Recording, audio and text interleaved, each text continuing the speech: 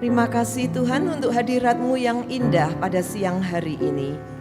Kami berdoa Tuhan agar Engkau boleh memberkati pemberitaan firman-Mu pada siang hari ini. Kami mengundang Roh Kudus untuk mengurapi kami agar kami boleh mengerti firman-Mu, sehingga firman yang penuh kuasa itu boleh berbicara kepada kami, boleh menolong kami, boleh menguatkan hidup kami. Urapi kami semua Roh Kudus, agar apa yang kami dengar, apa yang kami lihat akan menjadi berkat di dalam kehidupan kami. Dalam nama Tuhan Yesus kami menyerahkan firman ini. Amin. Silahkan saudara duduk, be seated. Firman Tuhan pada siang hari ini diambil dari kitab Matius. The word of God today is taken from the book of Matthew, chapter 26, verses 36 to 46.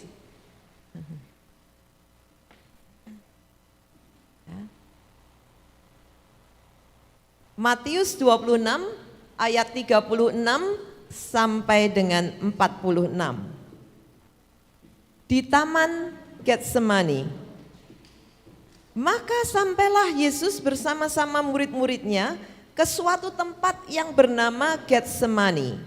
Lalu ia berkata kepada murid-muridnya, "Duduklah di sini sementara aku pergi ke sana untuk berdoa."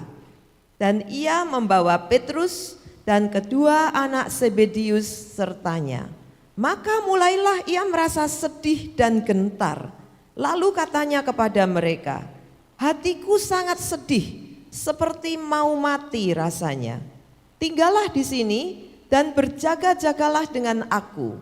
Maka ia maju sedikit, lalu sujud dan berdoa katanya, "Ya Bapakku, jikalau sekiranya mungkin, biarlah cawan ini lalu daripadaku, tetapi janganlah seperti yang ku kehendaki, melainkan seperti yang kau kehendaki."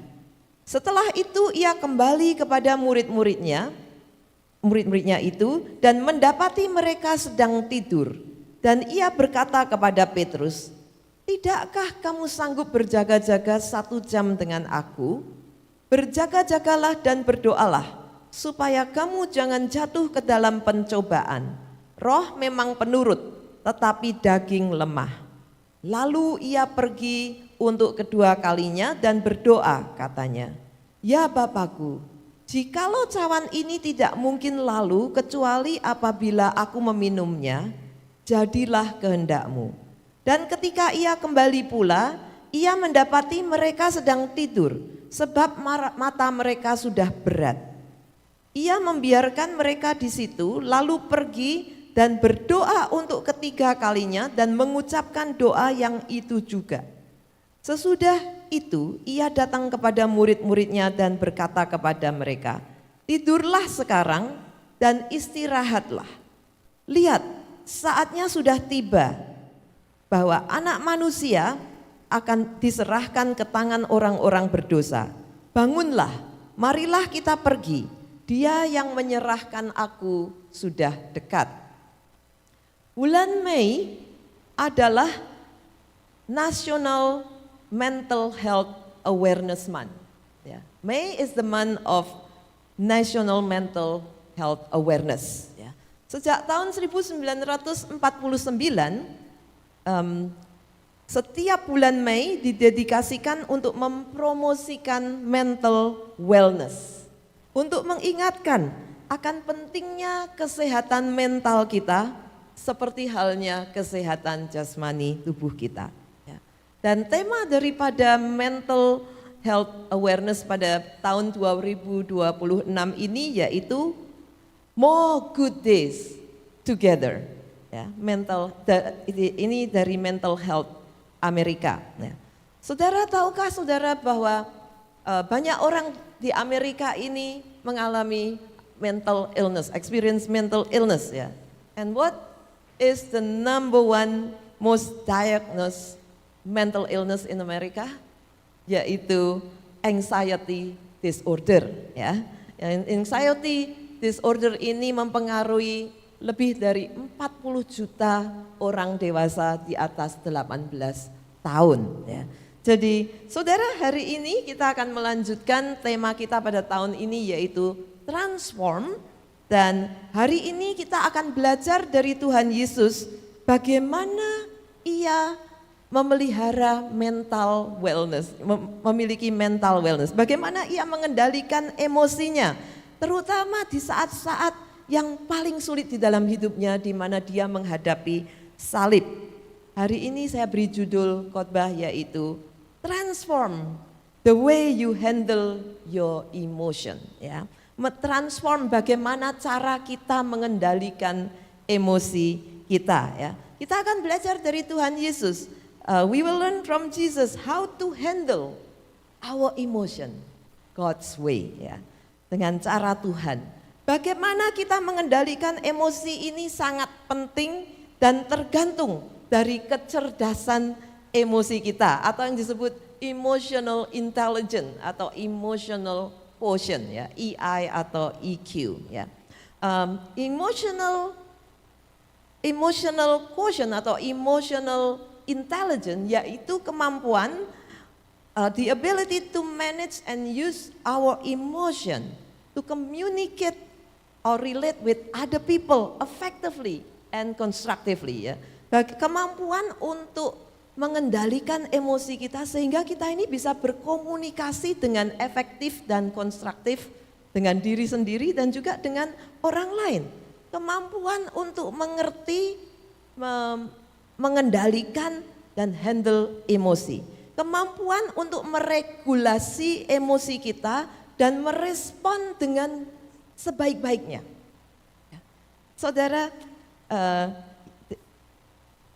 mengapa kita ini perlu belajar untuk mengendalikan emosi kita? Mengapa kita perlu belajar untuk manage, meregulasi emosi kita? Yang pertama, yang pertama karena emosi itu tidak stabil, ya, bisa naik, bisa turun, jadi perlu diatur, ya. Dan emosi itu bisa menguatkan atau melemahkan kita, ya. Jadi yang pertama, mengapa kita perlu mengendalikan atau memanage emosi kita? Yang pertama yaitu karena itu akan mempengaruhi karakter kita, ya. Amsal 29 ayat 11 berkata begini, orang bebal melampiaskan seluruh amarahnya, tetapi orang bijak akhirnya meredakannya. Ya, di dalam bahasa Inggris terjemahan New King James dikatakan begini, a fool vents all his feeling, but a wise man holds them back. Ya, saya suka dari terjemahan Inggris, ya. Kalau orang bebal itu suka venting, ya, semua emosinya dikeluarkan begitu saja. Ya. Tetapi orang yang bijaksana, a wise man holds back, dia mengendalikan emosinya, ya.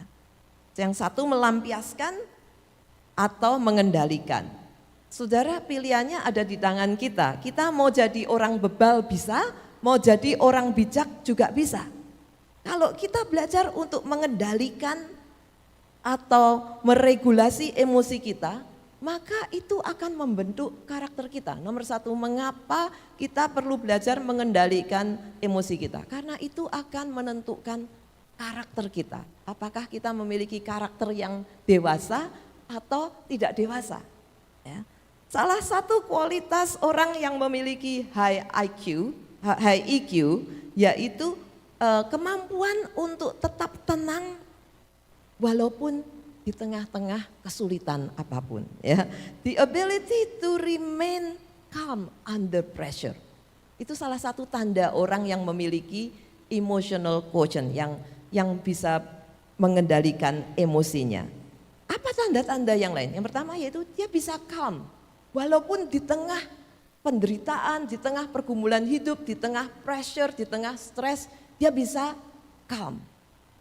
Tanda-tanda yang lain yaitu caring about people, embrace change, knowing their strength and weaknesses, difficult to offend, tidak mudah tersinggung, ya.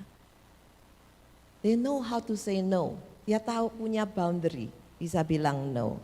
And able to let go of mistake, ya, bisa mudah mengampuni orang lain, gracious. Nah itu tanda-tanda orang yang memiliki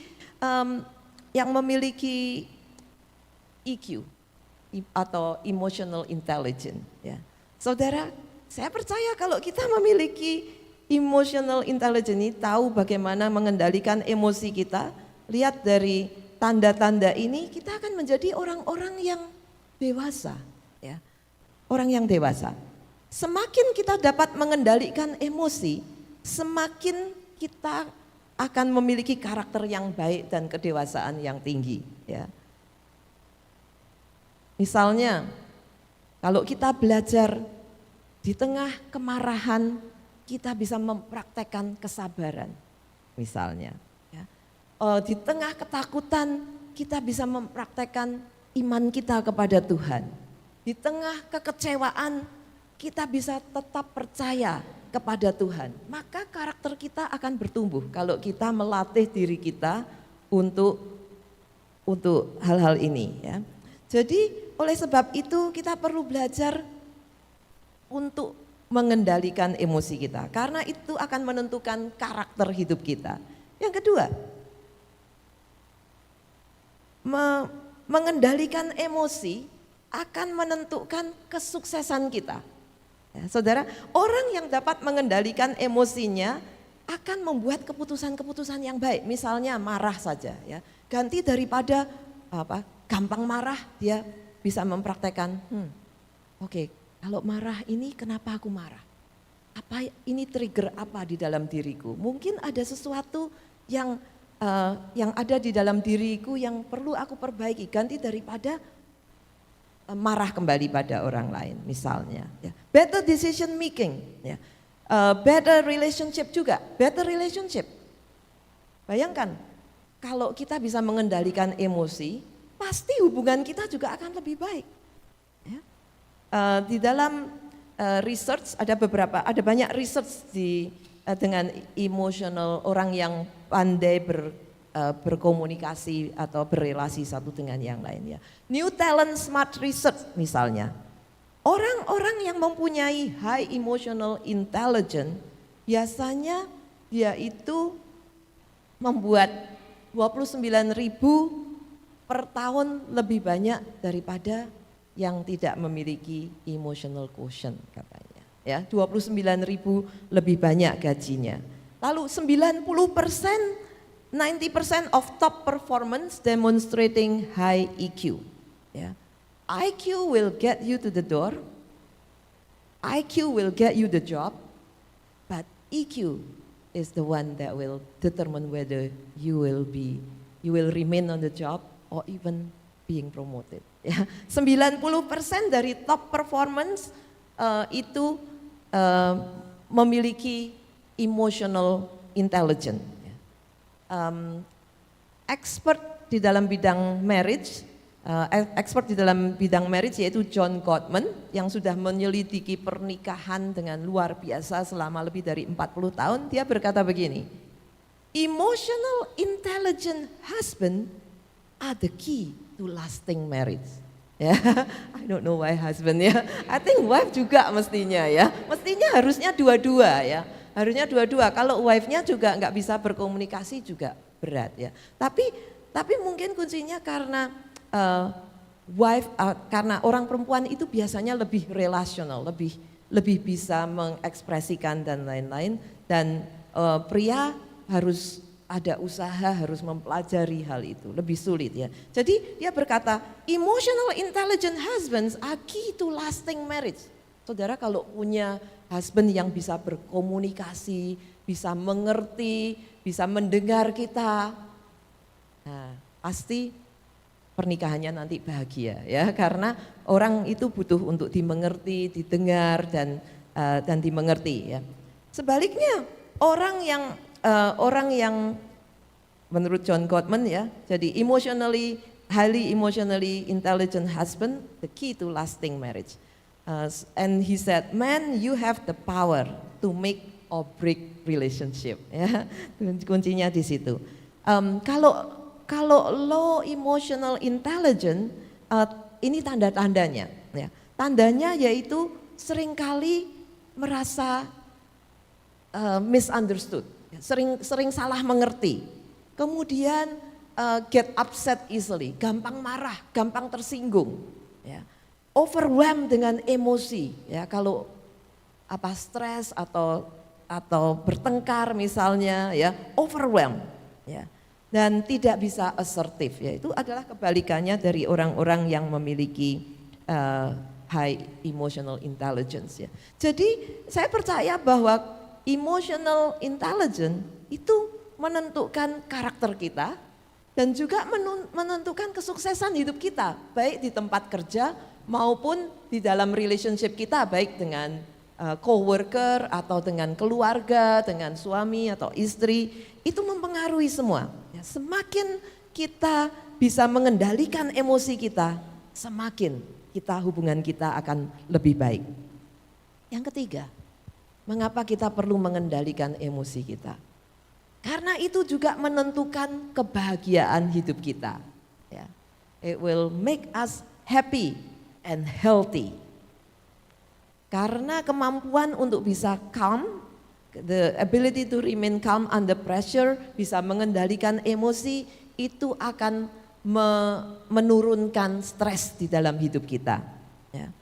Mental health Amerika berkata begini, there is no health without mental health. Jadi kesehatan emosi dan kesehatan mental kita itu sangat penting, saudara. Ya, ini menentukan kebahagiaan dan kesehatan kita secara keseluruhan.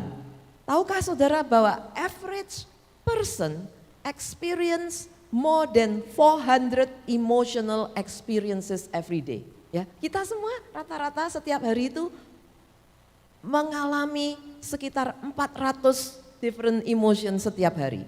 Banyak, jadi ini mempengaruhi kehidupan kita setiap hari. Ya.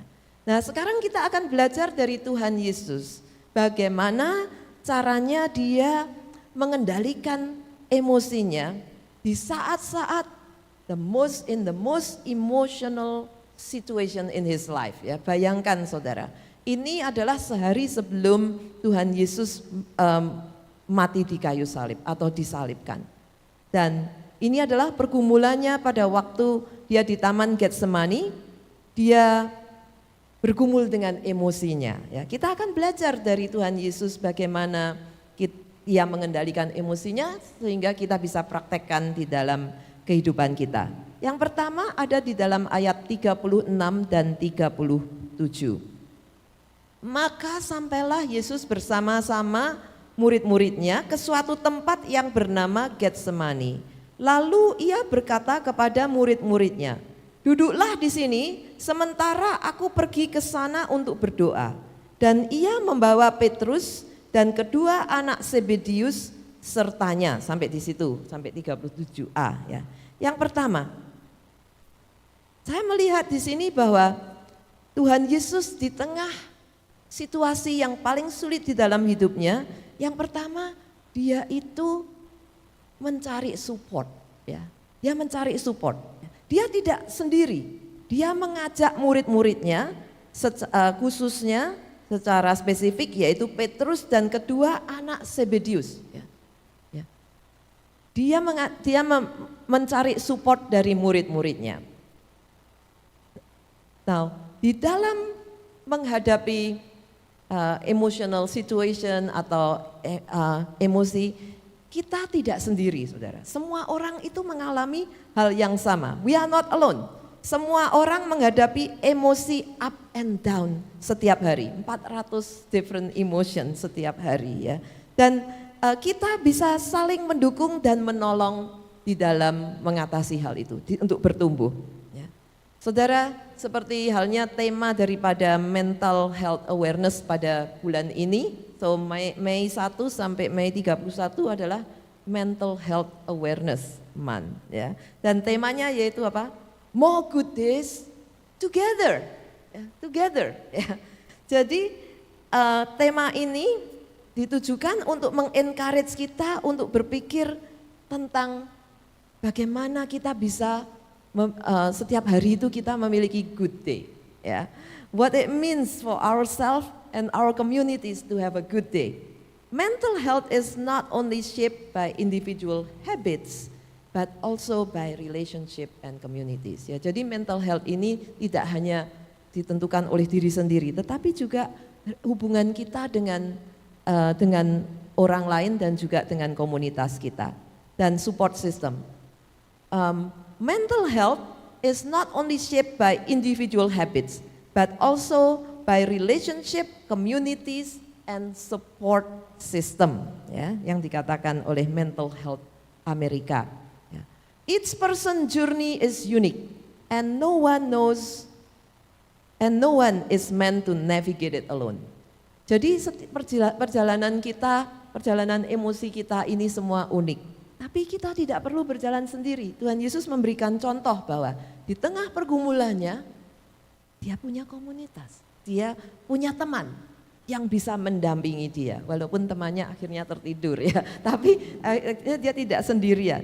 Nah, Tuhan Yesus dia itu mencari support dari murid-muridnya dan membutuhkan kehadiran mereka. Sometimes walaupun tidak ada yang mereka bisa lakukan, but knowing that somebody is there with us, itu bisa memberikan encourage yang besar, saudara. Ya, misalnya di dalam grieving, di dalam kita menghadapi kesulitan, mungkin kita punya teman-teman yang duduk bersama kita, tapi dia tidak bisa menolong apa-apa.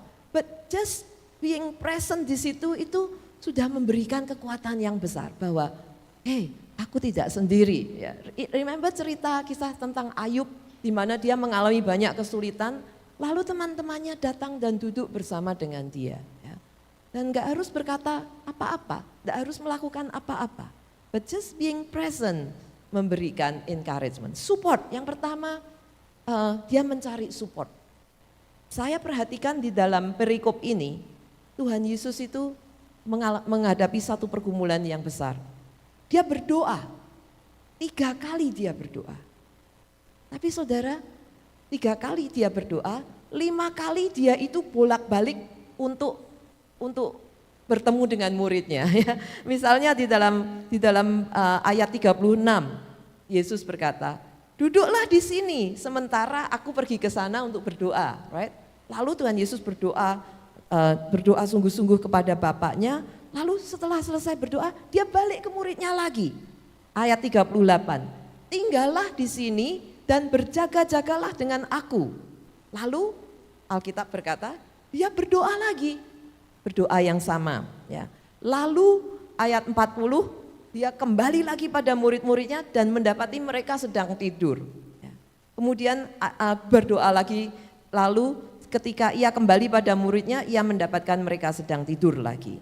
Lalu ayat 45, setelah itu ia datang kepada murid-muridnya. Jadi doanya 3 kali, tapi pulang pergi untuk menjumpai muridnya itu 5 kali, saudara. Berarti dia itu membutuhkan somebody di situ. Ya, demikian pula hidup kita. Ya, that's why I think tema mental health pada bulan ini tahun ini itu I think it's good. More good day, tidak hanya sendiri, together, bersama-sama menciptakan more good days, hari-hari yang lebih baik bersama. Ya. Yang pertama yaitu mencari support. Yang kedua, ayat 38. Lalu katanya kepada mereka, hatiku sangat sedih, seperti mau mati rasanya. Tinggallah di sini dan berjaga-jagalah dengan aku. Ya. Nah itu ayat yang ke-38. Dia berkata, hatiku sangat sedih, seperti mau mati rasanya. Di dalam ayat 37 sebelumnya itu dikatakan, maka mulailah waktu ia membawa Petrus dan kedua Zebedius sertanya, maka mulailah ia merasa sedih dan gentar. Saudara, ya, perasaannya sedih dan gentar, lalu dia mengucapkan, hatiku sangat sedih, seperti mau mati rasanya. Yang kedua, jadi yang pertama tadi seek support, ya, find support, mencari support.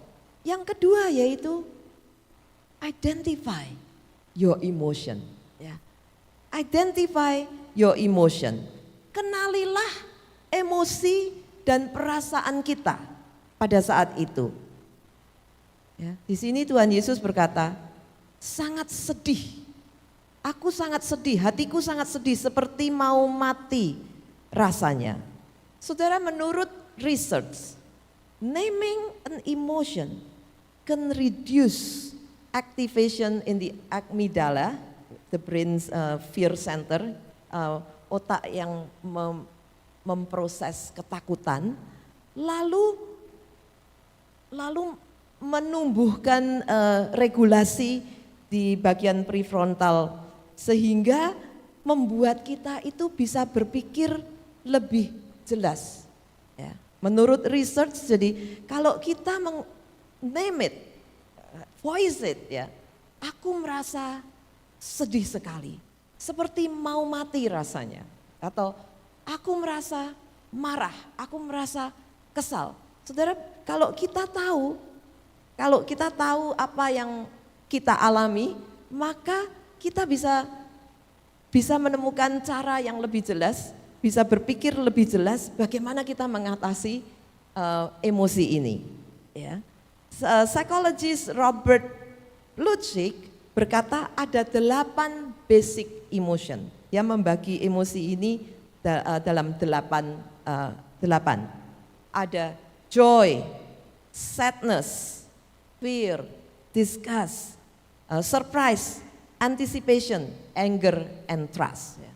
Saudara, mereka mengajarkan, para psikologis ini mengajarkan, identify, emosinya apa yang membuat apa yang kita rasakan. Ya. When you can name what you actually feeling, things becomes more clear. Ya. Marah, apa yang kita marahkan, ya, jadi tidak general. Menurut research, emotional clarity, the ability to accurately identify what you feeling is linked to a better mental health. Ya, jadi kalau kita bisa mengidentifikasi, kita akan menjadi lebih sehat. Bila kita mengerti dengan jelas emosi kita, maka kita dapat meresponi dengan efektif apa yang kita bisa lakukan dan apa yang perlu kita lakukan. Itu yang dilakukan oleh Tuhan Yesus.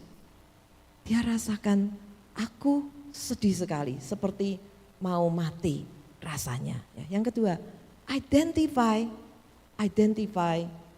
your emotion. Apa yang saudara alami pada saat itu. Ya.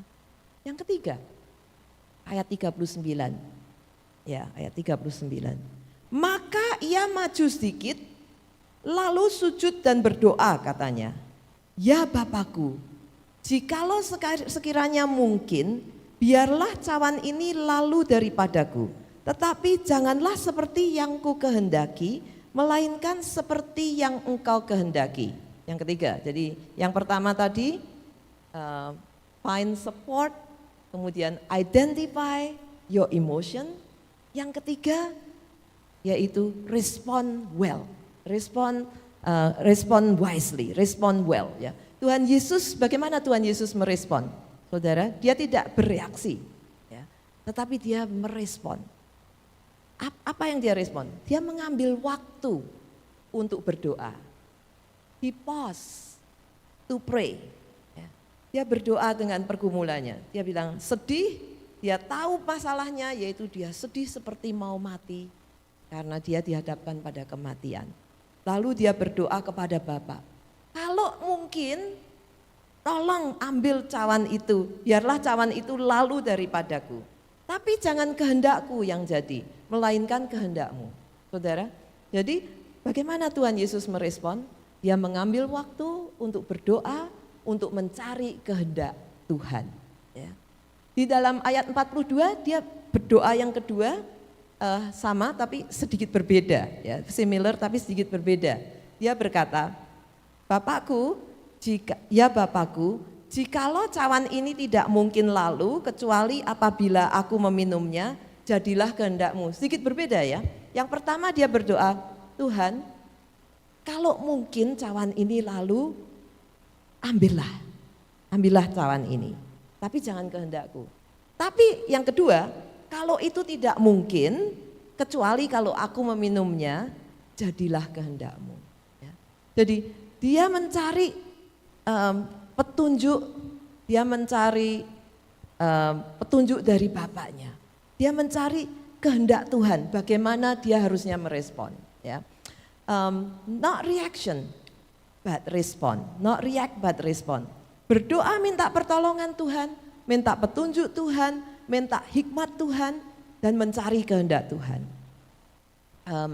Jadi belajar untuk merespon dengan baik.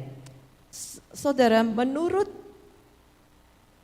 satu studi yang dilakukan oleh seorang ahli neuroscientist atau neuroatomis yang bernama Dr. Jill Bolte Taylor, ya, dia berkata bahwa sebetulnya setiap emosi itu cycle-nya itu hanya 90 second. 90 second, saudara. Ya. Jadi emosi datang itu dari itu datang sampai pergi, sampai selesai, flash gitu, itu 90 second. Nah, kenapa seringkali emosi kita itu bisa feelingnya sampai berlarut-larut? Karena kita pikirkan, kita beri attention atau pikiran sehingga menjadi loop, sehingga menjadi lebih lama. Kalau emosi datang kita tidak melakukan apa-apa, kita tidak berpikir ulang, kita tidak merenungkan, tidak apa, 90 second it will pass. Ya, menurut penyelidikan dia. Ya. Nah, Dr. Jill Bolte Taylor ini, mengapa dia ini menyelidiki brain ya, dia ahli neurologis. Saudara, dia pada waktu dia itu bertumbuh gitu, adiknya itu punya kelainan otak, ya, punya problem dengan otaknya, mengalami skizofrenia. Jadi otaknya ini tidak bisa berpikir dengan normal. Jadi dia ini sejak kecil dia ini ingin menyelidiki otak, bagaimana susunan otak, bagaimana ia bekerja. Sebab otakku bisa berpikir begini, kok otak adiknya ini kok bisa banyak halusinasi, banyak delusi. Kenapa kok tidak fungsinya enggak sama? Ya. Jadi dia belajar di Harvard, dia lulus doctoral degree di sana, belajar tentang neuroscience. Pada waktu tahun 1996, dia umur 37 tahun. Dia mengalami pendarahan otak, dia mengalami stroke, saudara. Ya. Lah, dia mengalami stroke sehingga dia itu tidak bisa baca, tidak bisa tulis, dia tidak bisa ingat apa-apa, dia tidak bisa berjalan, dia kehilangan semuanya. Dia berkata seperti infant di dalam tubuh seorang yang dewasa, gak bisa apa-apa, kehilangan kemampuan untuk berpikir dengan normal. Selama 8 tahun dia berusaha untuk berjalan kembali, berpikir kembali, sembuh, saudara. 8 tahun, ya, 8 tahun. Dan dia menulis buku yang berjudul My Stroke of Insight, ya, A Brain Scientist Personal Journey. Jadi dia sendiri ternyata mengalami stroke seperti itu. Jadi dia semakin belajar tentang otak. Ya. Jadi saudara, dia belajar bagaimana kalau otak itu kalau emosi itu tidak diberi attention atau tidak ditanggapi dengan berulang-ulang, maka 90 second itu akan pas. Tapi kalau tidak, ya bisa berhari-hari kalau kita pikirkan terus, kita ulang-ulang dan lain-lain ya. Jadi I think dengan menyadari bahwa hal itu 90 pas, kalau kita tidak beri perhatian khusus, it will go away. Misalnya ada orang misalnya satu hari ini kejadian saya. Satu hari saya itu berangkat kerja, mau masuk ke parking lot, tiba-tiba ada orang itu di depan saya itu ngeliatin muka saya masih di mobil ini, teriak-teriak saudara. Teriak-teriak, marah-marah kayak memaki-maki, tapi saya tidak begitu dengar apa yang dia katakan karena semua kaca tertutup. Saya bingung, saya kaget kenapa orang ini teriak-teriak marah-marah. Nah kemudian saya berpikir, oh mungkin ini mental illness ya, mungkin mental illness. Jadi selesai saudara. Tapi kalau coba saya misalnya saya buka jendela saya bilang, kenapa kamu marah-marah sama saya? I think akan menjadi berlarut-larut. Ya. Jadi tergantung bagaimana kita mengatasinya. Ya. So cara yang baik untuk mengatasi yaitu jangan cepat-cepat bereaksi. Ya. In fact beri waktu 90 second. Seringkali orang itu marah kepada kita atau mungkin mengatakan perkataan yang tidak menyenangkan. Itu bukan karena dia mau jahat sama kita atau ingin menyakiti kita, ya. Tapi mungkin karena dia mengalami maybe they are going through a hard day, ya. Mungkin punya bad day, mungkin punya pengalaman yang buruk. It's not always about us, ya. Jadi kalau kita bisa take a moment untuk pause, untuk kalau perlu ambil nafas yang panjang, ambil nafas yang lebih panjang ya, a few second. Sebelum kita itu merespon, itu akan membantu kita untuk berpikir dan tidak bereaksi. Apalagi kalau kita punya waktu berdoa, itu lebih baik saudara. Misalnya kita merespon email atau merespon surat atau merespon apa yang tidak perlu direspon secepatnya, take time. Seringkali saya kalau merespon, saya ambil waktu, saya nggak mau cepet-cepet, saya pikir dulu, kemudian saya tulis jawabannya email, kemudian saya ulangi lagi, kemudian saya baca lagi. Kira-kira kalau saya terima seperti ini bagaimana ya? Sehingga itu tidak menjadi hal-hal yang lebih buruk, saudara. Jadi I think it's important bagaimana kita menjaga emosi kita, mengendalikan emosi kita. Mengapa? Karena itu akan menentukan karakter kita. Itu akan menentukan kesuksesan hidup kita. Dan itu akan menentukan kebahagiaan hidup kita. Bagaimana caranya? Kita tidak sendiri. Semua orang mengalami hal yang sama. Ya, karena setiap hari kita bergumul dengan 400 different emotion. Ya, positif dan negatif. Kadang-kadang kita bisa terjebak masuk di dalam loop atau cycle yang kita terpancing menjadi emosi kita tidak bisa kita kontrol. Tapi bagaimana kita mengatasinya? Cari support, kita tidak sendiri. Mari kita saling menolong supaya kita bisa memiliki hari-hari yang lebih baik setiap hari bersama-sama. Ya. Yang kedua yaitu identify your emotion. Kalau emosi itu datang, name it. Oh, aku marah hari ini. Aku merasa kesal hari ini karena orang itu berkata begini. Specifically ya, name it. Kemudian kita ambil waktu sejenak. Kalau perlu berdoa, kalau bisa berdoa, cari kehendak Tuhan. In fact, seringkali saya bertanya begini, kalau Tuhan Yesus ada di posisiku saat ini, kira-kira apa ya yang dia akan lakukan? Ya. Kira-kira bagaimana ya dia merespons? Jadi merefleksi bagaimana kalau kalau Yesus ada di posisi ini, kira-kira apa yang dia lakukan? Ya. Identify. Kemudian yang ketiga, belajar untuk merespon dengan sebaik-baiknya. Ya. Beri waktu untuk pause, untuk berdoa kalau memungkinkan, mencari kehendak Tuhan, mencari petunjuk Tuhan, sehingga kita bisa melakukan, merespon dengan baik. Ya. So, di Mental Health Awareness Month ini, marilah kita semua memperhatikan kesehatan emosi kita. Ya. Karena apa yang ada di dalam kita ini yang menentukan apa yang ada di depan kita. Ya. Semuanya itu dari dalam akan keluar. Kalau kita memiliki kemarahan di dalam hati kita, yang keluar juga kemarahan. Kalau kita punya joy di dalam hati kita, yang keluar juga joy.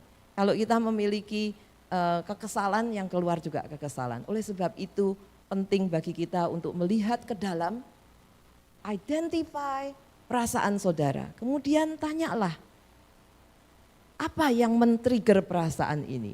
Ya, seringkali kita itu punya pengalaman di masa lalu yang tertrigger kalau orang berkata certain word atau doing certain action itu menusuk hati kita karena kita memiliki luka-luka di masa lalu. Ya, jadi ganti daripada blaming melihat keluar, mari kita melihat ke dalam diri kita, memeriksa kita sehingga kita semua bisa menjadi lebih baik mentally, more healthy mentally, ya, dan having more good days together bersama-sama. Amin. Mari kita bangkit berdiri dan kita akan masuk di dalam doa.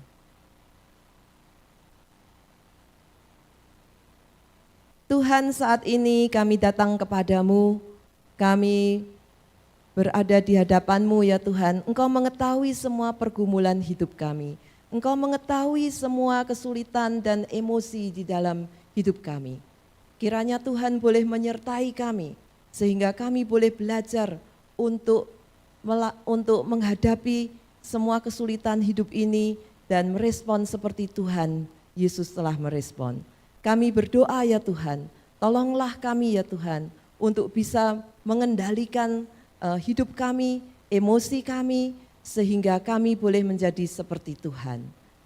Sertailah kami semua ya Tuhan, kalau kami merasa lemah dan tidak mampu, biar Tuhan yang akan memberikan kuasa Roh Kudus-Mu di dalam hidup kami. Karena kami tahu bahwa kami tidak melakukannya, tidak menghadapi hidup ini seorang diri. Tetapi kami memiliki kuasa Tuhan dan kuasa Roh Kudus dan juga support dari teman-teman yang seiman. Sehingga kami bisa menghadapi semuanya seperti yang dikehendaki Tuhan. Dalam nama Tuhan Yesus kami berdoa. Amin. Silahkan saudara.